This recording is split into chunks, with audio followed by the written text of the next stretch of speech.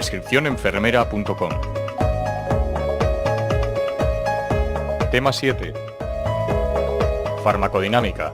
Mecanismos generales de acción de los fármacos. La farmacodinámica es la parte de la farmacología que se dedica al estudio de los mecanismos de acción de los fármacos. Los fármacos no producen sus efectos por mecanismos desconocidos para las células, sino que se limitan a estimular o inhibir procesos propios de las células. Para que un fármaco produzca un efecto farmacológico, es necesario que interactúe con receptores específicos del organismo.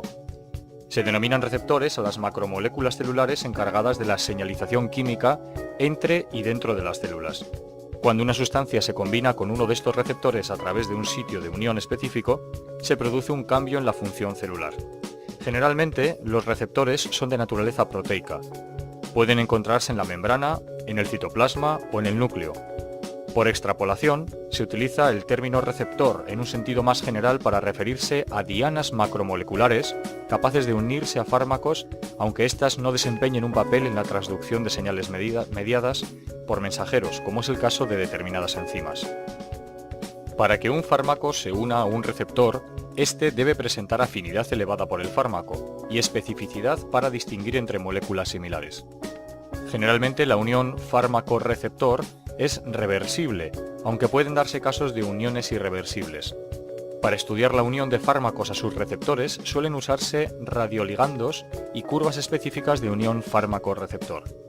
Entre las respuestas que los receptores pueden desencadenar, destacamos algunas como modificaciones en el flujo de iones, cambios en la actividad enzimática, modificaciones en la producción y/o la estructura de determinadas proteínas. El receptor, por lo tanto, tiene dos funciones fundamentales: unirse al ligando y desencadenar una respuesta. El simple hecho de que el fármaco interactúe con un receptor no es motivo suficiente para que de esa interacción surja una acción farmacológica. Se precisa que el fármaco tenga la capacidad de modificar la molécula en la forma necesaria para producir un efecto. Así se denomina eficacia a la capacidad de un fármaco de modificar los procesos de respuesta celular y desencadenar una respuesta biológica después de unirse a un receptor.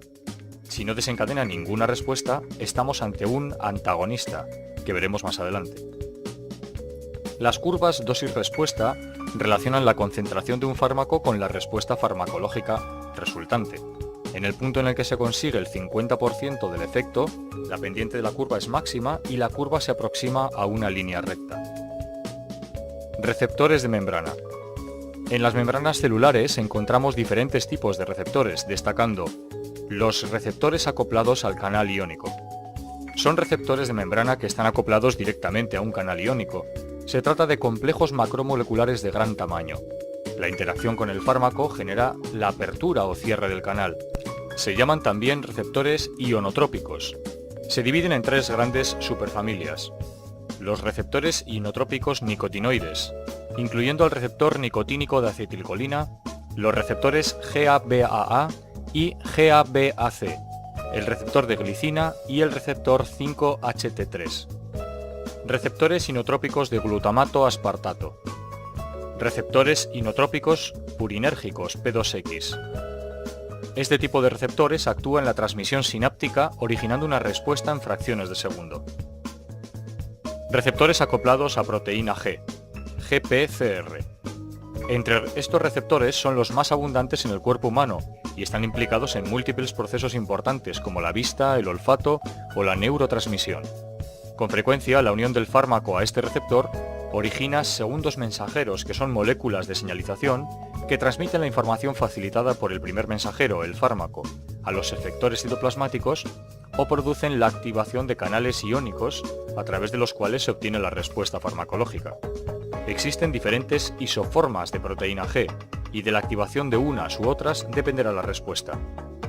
Una de las grandes clases de la familia de receptores acoplados a proteína G es el grupo de receptores adrenérgicos beta. Receptores con actividad enzimática. La unión del ligando al receptor produce una señal que es transmitida al medio intracelular. Esta señal produce a su vez la activación de proteínas y se produce una activación enzimática. El grupo más importante de estos receptores lo constituye la familia de los receptores con actividad tirosina cinasa. Por ejemplo, el receptor de insulina sigue este mecanismo. Receptores intracelulares. Se encuentran en el citoplasma. Cuando se une el ligando, se trasladan al núcleo para unirse al ADN nuclear, activando la transcripción genética. Su función es regular el desarrollo y metabolismo celular mediante el control de la expresión genética. Entre ellos se incluyen los receptores para hormonas esteroideas, entre otros. Canales iónicos. Son estructuras que atraviesan la membrana plasmática a modo de poros y que permiten el flujo selectivo y rápido de determinados iones a favor de un gradiente químico y eléctrico o desempeñando un papel fundamental en la fisiología celular. Los canales iónicos pueden activarse por ligandos extracelulares, canales operados por transmisores, o como respuesta a modificaciones del potencial de membrana, canales dependientes de voltaje. Los canales iónicos son selectivos tanto para el tipo de iones que dejan pasar como para el estímulo que lo activa. En general, los canales se encuentran cerrados y se abren en respuesta a estos estímulos.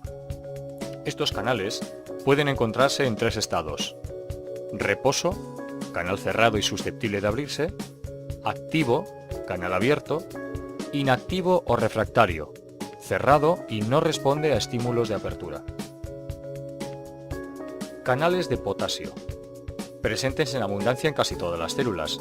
Son los más sencillos y se les considera los canales originarios. Constan de una familia de canales que permiten la salida de potasio. Son dependientes de voltaje. Su apertura y su cierre incide directamente en el comportamiento bioeléctrico de la célula e indirectamente en el comportamiento de otros canales. Dentro de los canales de potasio encontramos diferentes tipos. En primer lugar están los canales rectificadores tardíos rápidos, que se conocen como K-sub-V, y son responsables de la alta permeabilidad al potasio en la mayoría de las células excitables, permitiendo la existencia de potenciales de acción rápidos. En las células cardíacas existen canales rectificadores tardíos lentos. Otro grupo son los rectificadores de entrada, o K-sub-IR. Por último, hay otros canales de potasio dependientes de calcio. Canales de sodio. Son canales dependientes de voltaje. Su apertura produce la entrada masiva de sodio en el interior celular, originando una despolarización. Son críticos para la excitabilidad eléctrica y desempeñan un papel muy importante en la sensación dolorosa. Presentan lugares específicos de fijación para determinadas moléculas, tanto en la parte exterior como en la interior del canal. Los bloqueantes de esos canales pueden ser útiles, entre otras cosas, en el tratamiento del dolor neuropático. Igualmente, los anestésicos locales actúan bloqueando este canal e impidiendo, por lo tanto, la transmisión nerviosa. Canales de calcio. Son dependientes de voltaje. Existen varios tipos: L, N y T. Los más comunes y conocidos son los tipo L. Ejercen funciones esenciales para la célula. A diferencia de los de sodio, no se inactivan bruscamente, por lo que pueden proporcionar una corriente de entrada mantenida. En la mayoría de las células, la corriente de calcio es regulada por estímulos externos, generalmente a través de neurotransmisores u hormonas que afectan la producción de segundos mensajeros, los cuales modulan la actividad de los canales de calcio. Varios fármacos de utilidad clínica actúan bloqueando estos canales en el corazón y en el músculo liso vascular. Canales de cloro. Son dependientes de voltaje, pero a diferencia de los anteriores son permeables a un anión. Se oponen a la excitabilidad normal y ayudan a la célula despolarizada a repolarizarse. Además, desempeñan otras funciones homeostáticas importantes. Existen varios tipos. Fármacos agonistas, antagonistas. Fármaco agonista. Aquel que posee afinidad por el receptor y eficacia. Los efectos inducidos por estos fármacos reproducen las respuestas fisiológicas mediadas por el receptor. La intensidad del efecto farmacológico producido por un agonista define el grado de eficacia del fármaco. La potencia del fármaco es la cantidad de fármaco necesaria para conseguir un efecto determinado y está relacionada con la afinidad del fármaco por su receptor. La mayoría de los agonistas actúan uniéndose al receptor en el mismo sitio que ocupa el agonista endógeno. Fármaco agonista parcial. Posee afinidad por el receptor pero menor eficacia que el agonista. Fármaco antagonista. Presenta afinidad por el receptor pero o bien no desencadena ninguna respuesta o inhibe la acción de los agonistas. Antagonista competitivo. Se une al receptor e impide que el agonista desarrolle su efecto. Aumentando las concentraciones del agonista se consigue el efecto. Antagonismo funcional. Se produce cuando dos fármacos interactúan con receptores con funciones contrapuestas. Antagonismo químico. El antagonista reacciona químicamente con el agonista bloqueando su efecto.